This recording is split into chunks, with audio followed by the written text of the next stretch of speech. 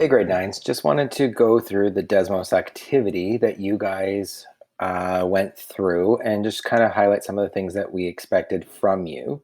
So, first off, one of the things that should draw your attention anytime you go through it, and you should go back, you'll see a little number up here and it tells you the feedback either Miss Bird, or myself has given you to help drive your next steps or maybe re-improve something or whatever. But take a look back after and see what kind of feedback that we've given you guys to help you go through it. So, first off, we asked you guys to identify the pattern, and a lot of us saw that we were adding 2 flowers each time. So, that's an important thing. We saw that there would be 3 in our position 0 when it would be back here. Some of the other things, again, you guys did a pattern rule. So, things we were looking for would be like the number of flowers is position number time. And this time we saw it was multiplied by 2, and then we added 3. um, just keep in mind that for some of us who did something like this, n equals 2f plus 3, we're not really sure what your n and f are. So you might want to say where n represents like the number of flowers and f represents like the position number or something like that. So really just make sure we're clear on what each of those things are as you're going through. When you guys went through, again, you did a really good job of putting in the table of values, and then you're using your sliders. So we can see that we have a slope and that multiplier moving up and down. And then we had to move this b value thing until we could get through all the points. And we end up getting this 2 and 3, which should connect back to what we just did on that previous screen. We just said that the multiplier was 2, and that showed up in our line here, as well as the 3. And that's an important thing if we look back here. So we've talked about that before as things like initial value. And so we want to bring back those pieces for you as well. Also, what we're looking for you guys to do is do your rate triangle. So again, make sure we're really looking through. This one's on the bottom increasing by 3, and going up and down, we're increasing from 3 to 9. So that's an increase of 6. So using our rate triangles, we know the rate is 6 over 3, which again, 6 over 3 we know is going to give us 2. So again, what we're just having you guys connect with was some of your prior knowledge there. Whereas again, on this one, what are we looking for? Something, again, going from 0 to 2. This one going from 2 to 12, so that's again a 6. So if we're looking for, again, our rate, we're looking for 6 over 2, which in this case is 3. But again, we want to make sure that we're connecting all of our pieces in here. So the multiplier, again, this time we can see is 3, because that's telling us for every frame number we're increasing by a factor of 3. And that's kind of what we're looking for you guys connecting. That multiplier represents the rate the line is increasing per frame number. Now, again, there's other ways that you guys probably said that, and you probably said it really well. And then, again, if we're going through, the cost for one pair of jogging pants is $35 with a $15 setup fee. So what's your rate of change? Well, we know that's going to be, and here's where we want to make sure we connect units, $35 per pair of pants. Some of us might have said something like this, $35 per pair. Again, you really want to make sure you go back and look. A lot of the comments we wrote were things like, make sure we have units in here with a rate of change. The initial value, where do we start? When we started at $15. And then what we were looking at for the third one is what's the equation for that? So again, we might see something like C equals 35N plus 15, where C is the cost and N is the number of jogging pants that we're ordering this time.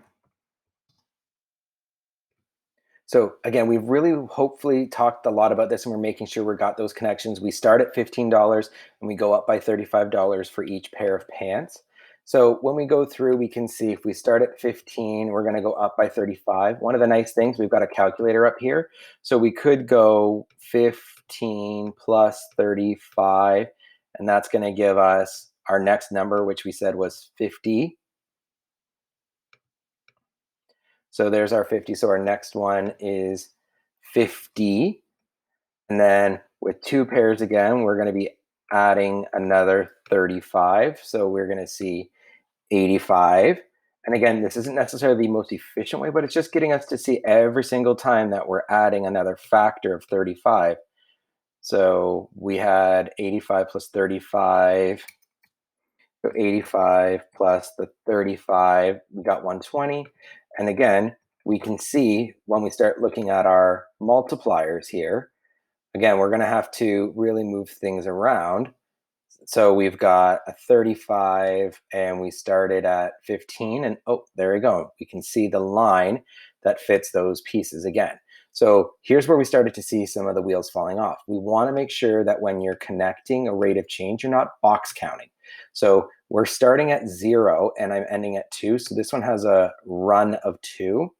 But this one doesn't start and go up 1, 2, 3, 4, 5. Nope, look at our scale. This one starts at 25 and ends at, it looks like 95.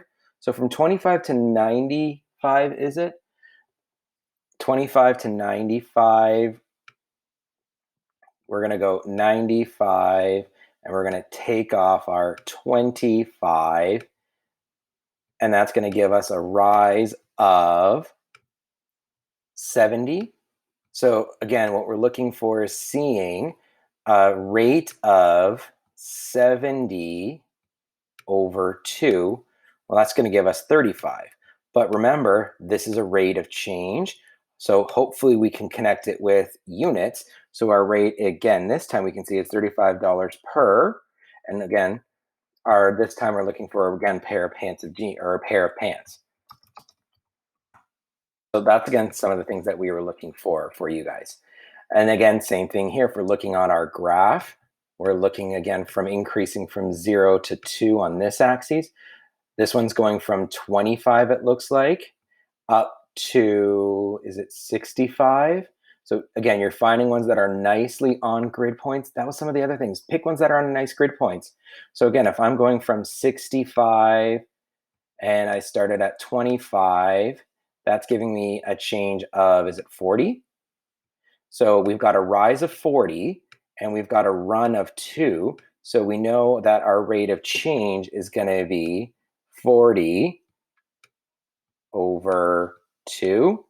Well, again, we can see that that is 20. Now, rate of change has units, so let's make sure we put that in there. The rate of change this time is $20 per, and again, it looks like pair of pants this time.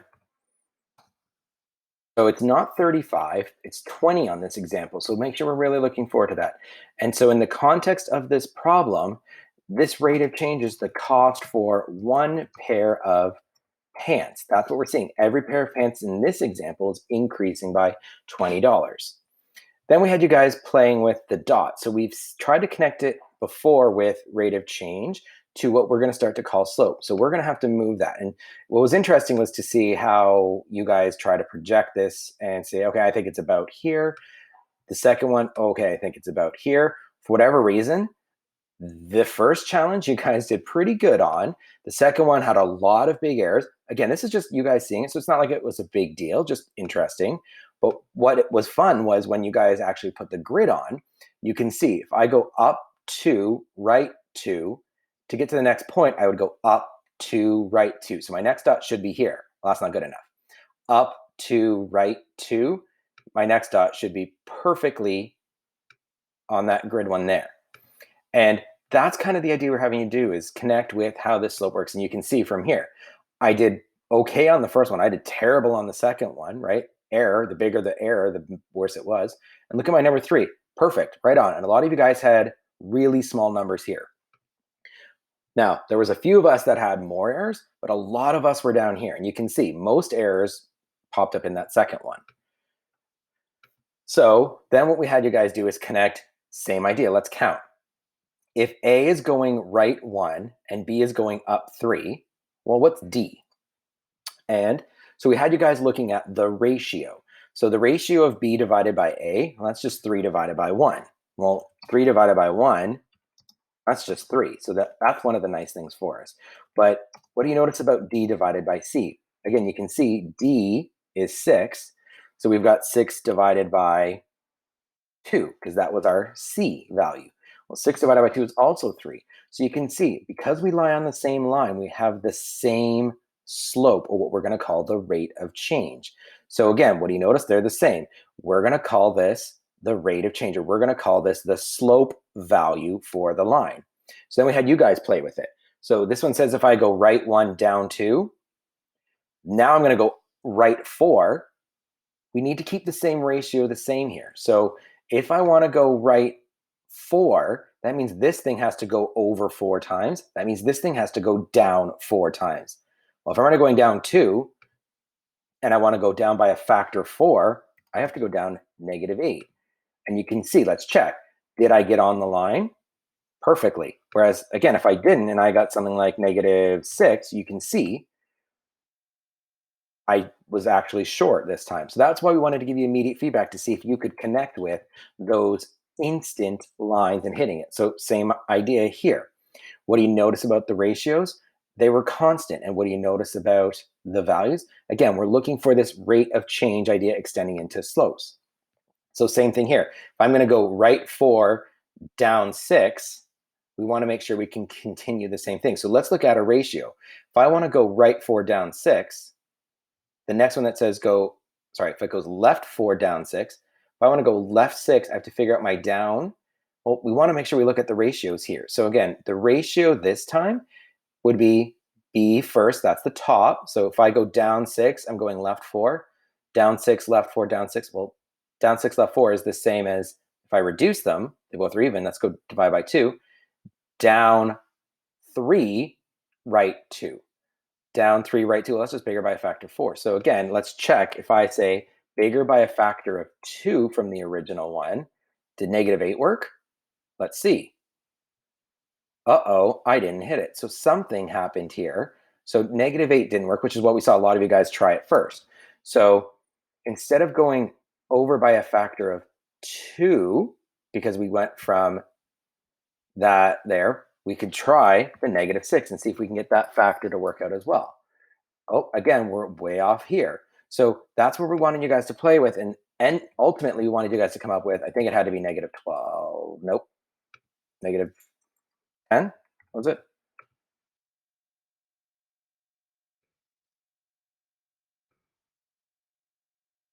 Yeah, -9 is what we needed you guys to do. So again, you can see the ratio we're looking at is roughly 3 over 2. 9 over 6 is the same as 3 over 2. So again, you're looking at the ratio of -6 to -4. It has to be the same as -9 to -6,